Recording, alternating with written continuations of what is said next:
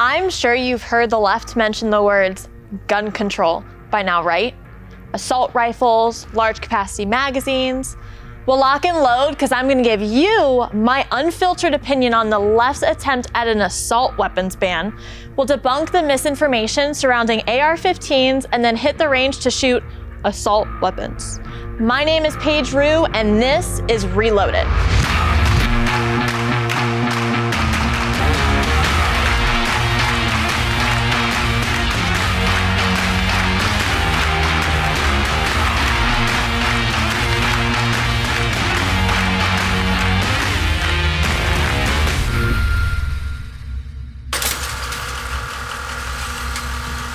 Was it President Biden's goal to say the words gun control as much as possible since he took office?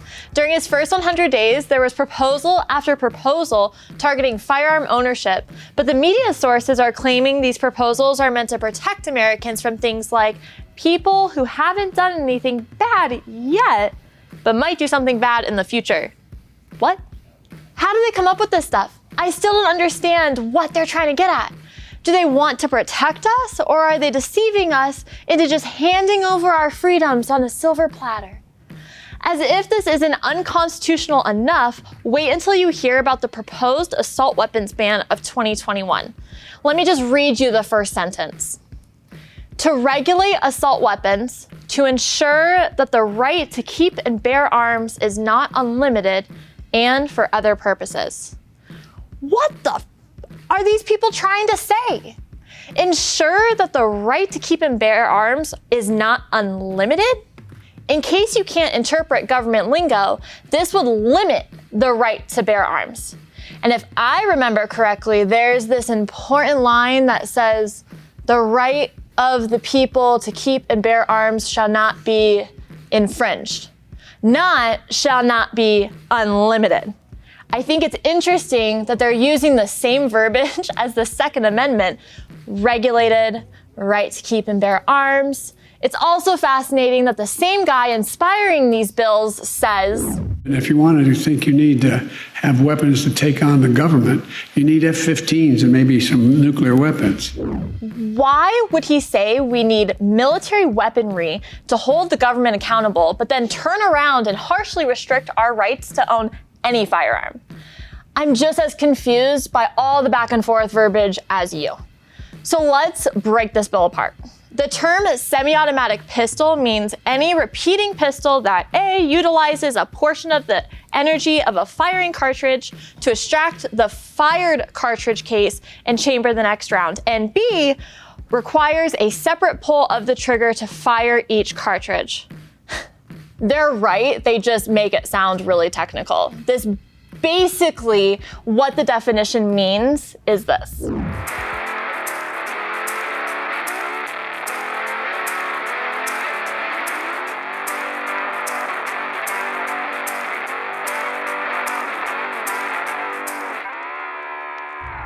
That is a semi-automatic pistol. So the next term is a semi-automatic shotgun.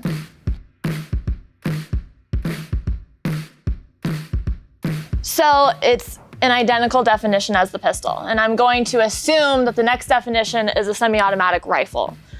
The term semi-automatic assault, hold on. I feel like that escalated really quickly. It went from pistol to shotgun to assault weapon? What about semi-automatic rifle? What the heck is an assault weapon? I need to define a couple more terms for you. A semi-automatic rifle, just like a pistol and a shotgun, fires one cartridge when the trigger is pulled. Now, the dictionary defines an assault rifle as a rapid-fire, magazine-fed automatic rifle designed for infantry use. This means it can fire multiple rounds when the trigger is pulled once. This is a firearm the military uses. You can't just buy them off the shelf at your local gun shop like you can a semi-automatic. You need to have a special license, go through a long approval process, register each gun, and ATF, which is the Alcohol, Tobacco, and Firearms Bureau, can come and visit you basically at any time. The military also uses the term weapon to describe any firearm we've talked about up to this point. But that's not a civilian term. So where does the term assault weapon come from? It's not a thing. The left took a word from one term and another word from a military term to create a scary expression to intimidate and misinform people into thinking all firearms are weapons capable of mass destruction. But get this, when you read the assault weapons ban, it lists 182 lines of semi-automatic firearms as semi-automatic assault weapons. As we saw with the language in this bill, the left confuses meanings on purpose, like saying AR-15s and assault rifles are the same thing and need to be banned from civilian ownership. But they're not the same thing. That's like saying a Chihuahua and a German Shepherd are equally dangerous pets to own. I have both dogs as pets, and I know that my 110-pound German Shepherd is capable of causing way more damage than my 8-pound Chihuahua. My Shepherd is an assault rifle, not an assault weapon, an assault rifle. My Shepherd is a strong, reliable being whose instincts are to protect its owner. And my Chihuahua is an AR-15. Can she bite? Absolutely she can, but every time I pull the trigger, the rifle only fires one shot. Despite the controversy behind AR-15s, they are extremely popular firearms that can be purchased same day at your local gun shop. AR-15s are semi-automatic, which means they don't qualify as an assault rifle. And guess what? I'm an American who has the Second Amendment right to own both firearms, just like I have the right to own both dogs. If you committed and kept reading this nonsense, they continue by saying, it's unlawful for a person to sell, possess, manufacture, or transport a semi-automatic rifle. However, this shall not apply to the United States government, agencies, law enforcement, military, or political subdivision of a state. Are you fired up yet? They title it assault weapons ban, but they target semi-automatic rifles. They call it an assault rifle when an AR-15 isn't one. They say they want to keep you safe, and then they infringe upon your rights.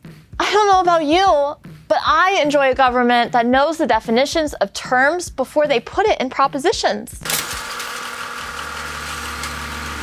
I need a break. Stick around for some more Reloaded.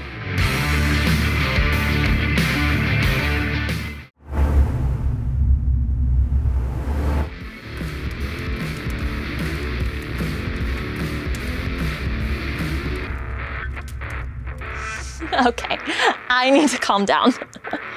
Whew. So, now that we know what guns the government wants to ban, let's go shoot them at the range. So, there are 182 gun or gun features listed on this proposed assault weapons ban of 2021. And I'm using air quotes because remember, assault weapons are not a thing. We're back at Shooter's World where I'm gonna shoot some of my guns because you guys, on this list, 182 guns, some of these guns I personally own. So let's shoot them and see which ones are being banned. We're gonna start with a Smith & Wesson MP15. So remember, manufacturer and model. Smith & Wesson is the manufacturer, model is the MP15. This gun is really reliable, simple features, and extremely popular for people to sport shoot and just own for home or personal defense. You can walk into your local gun shop, do a background check, and walk out with this firearm. This is considered a rifle and is chambered in .556. Why is it a rifle? Because of the barrel length and the stock on it. So keep note of that too. Barrel length is 16 inches, and then the stock is what you shoulder the gun when you shoot. So this one is considered a rifle. Pretty cool, right? It's a semi-automatic, shoots one round at a time when you pull the trigger. So let's shoot it and see how it is.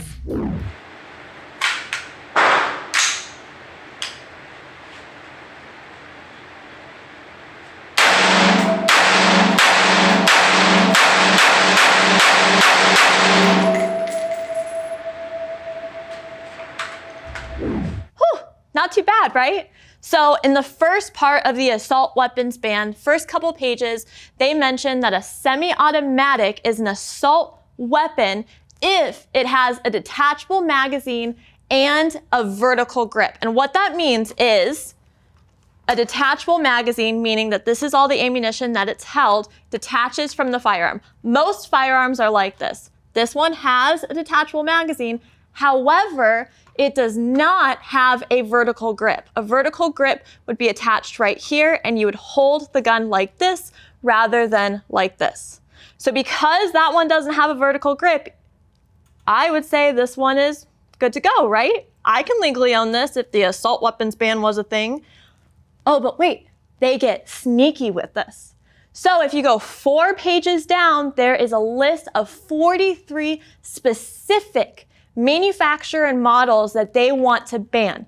And guess what number 37 is? The Smith & Wesson M&P 15. I don't understand. I learned to shoot on this gun. I pull the trigger once, the gun fires once. It's not a full auto. It's not an assault rifle. It's not used for military use as a weapon, but they want to ban it? It's an assault weapon? No. All right, next up, we have a Springfield Saint pistol. Springfield manufacturer, Saint model. This one is also chambered in 5.56, just like the Smith & Wesson that I just shot. But you're probably wondering, why is this one a pistol and the other one is a rifle? So remember, barrel length and stock or brace. This one is a much shorter barrel length than 16 inches. And this is not a stock, it's a pistol stabilizing brace. So it makes the firearm a pistol. What's so scary about this one versus the other one? Nothing.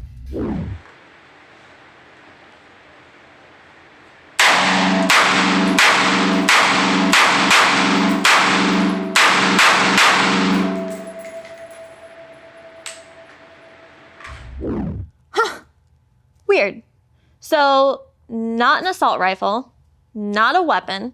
It's a semi-automatic pistol that fires the same one shot every time I pull the trigger. But what does the left call it? An assault weapon. And what does that mean? Banned. So here's a curveball for you. CZ Scorpion pistol, chambered in 9mm. So is this on the wannabe ban list? You betcha. Page 10 under AK-47s. But why? It's not an AK-47. And listen to how quiet it is and how little recoil it has.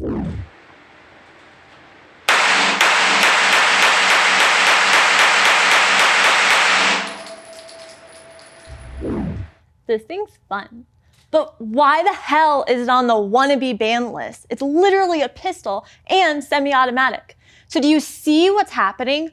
All 3 of these guns are all on the ban list on the assault weapons ban. But what's so confusing and sneaky is that they word it in a way that you think they're all fully automatic military weapons for civilians, but they're not. They start out the ban documenting and defining what a semi-automatic pistol, rifle, and shotgun are, but then they blanket everything and hide way down at the bottom, hoping that you're not going to go that far and read it, and ban over 40 firearms, manufacturers and models specifically, that normally as Second Amendment right citizens, we're able to walk into our gun store, buy same day, and walk out. All 3 of these firearms are a semi-automatic that fire 1 round every time I pull the trigger. Read these documents in depth to protect your Second Amendment rights. Now that I've run through just a few guns that are on the wannabe ban list, don't go anywhere because I'm gonna go through some tips and tricks on how to load a rifle and pistol magazine in the tip of the week. Stay tuned.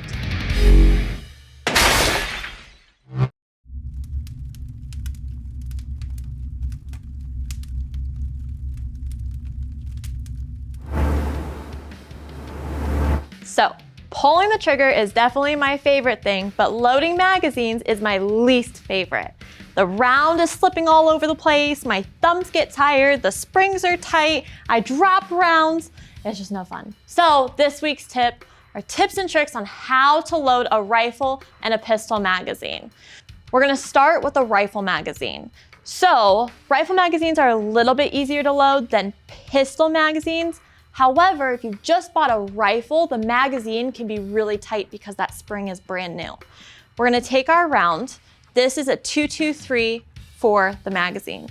Back of the cartridge, back of that casing is the flat end, and then the bullet is kind of that pointed end. Now, the back of the magazine is gonna be where these little lips curve in. So we wanna match up those curves or those lips with the back of the casing. Set that in and then just press down. A little bit easier than a pistol magazine for sure.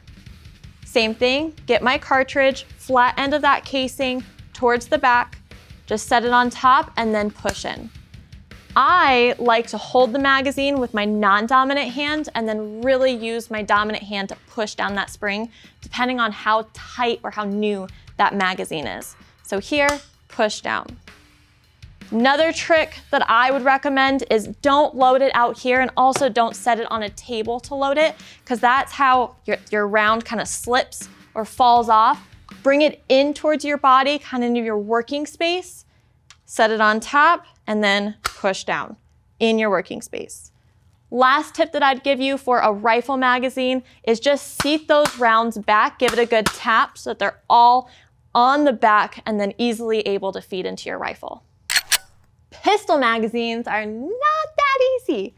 This is a 9mm and a Glock magazine. Depending on how new your firearm is, or if you just bought a brand new replacement magazine, those springs are tight.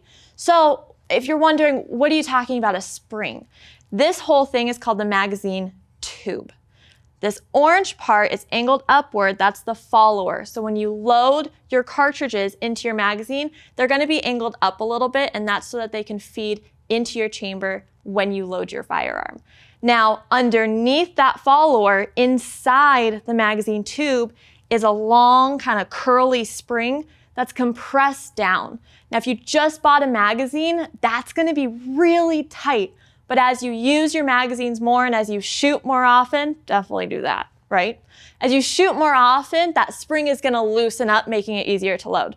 But this is a brand new magazine and it's tough.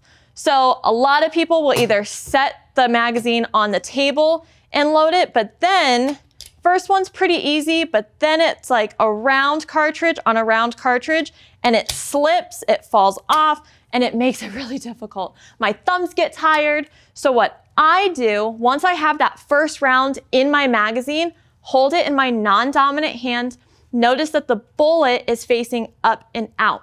What I'm gonna do is twist that towards my body so that that bullet is facing me. In my dominant hand, I have my second round. Casing is gonna go in first, and I kind of twist my finger so I have a really good grasp on it. I'm gonna cross it like a T, push down on that spring, and then rotate my non-dominant hand and push in. So again, you can also use your non-dominant or your support thumb to help with that spring if it's really tight. Turn that magazine towards me, create a little T with both rounds, push down on that spring, and rotate in. Same thing, and if you notice, you can definitely do this with nails. Turn in, push down, make that T, and turn in. That is how it's done. Way easier, and I promise you won't need any help loading magazines. All right, if that is still hard using your thumbs, maybe that spring is really tight, this is my saving grace. It's a Lula Up Lula, and it's amazing. It's a universal speed loader, and I love it. It'll save your thumbs. It'll make it way easier to load. So how this thing works, it looks kind of awkward. It comes in different colors. Mine is pink, of course. What you're gonna do, we have the back of the magazine that's flat, and then we have the front of the magazine that's round. We're gonna match up the back of the magazine with the back of the speed loader, put it over, and you're gonna make the motions squeeze, push down, drop it in, let go. Squeeze that speed loader together, push down on that spring with your whole hand, drop that round in, flat end first, that casing in first, and then let go. Squeeze, push down, drop it in, let go. Squeeze, push down, drop it in, let go.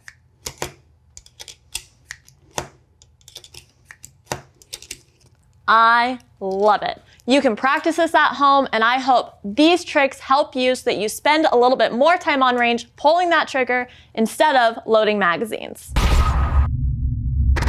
All this gun ban talk makes me want to shoot something a little bit more fun. It's time for a 2A break.